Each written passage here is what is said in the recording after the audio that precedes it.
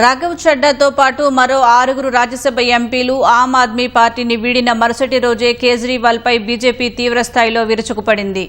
ఆప్ జాతీయ కన్వీనర్ కేజ్రీవాల్ను రెహమాన్ డకైట్గా ఢిల్లీ మంత్రి పర్వేష్ వర్మ అభివర్ణించారు.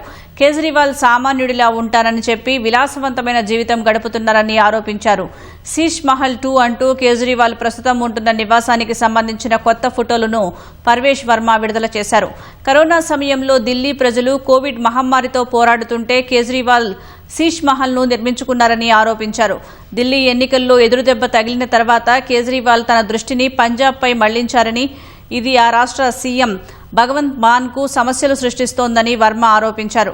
మాన్ ఇంటి చుట్టూ ఉన్న 4 పెద్ద ప్రభుత్వ బంగ్లాల్లో ఒక బంగ్లాలో కేజ్రీవాల్, మిగతా 3 బంగ్లాల్లో సత్యేంద్ర జైన్, మనీష్ సిసోడియా, ఎంపీ సంజయ్ సింగ్ ఉంటున్నారని తెలిపారు.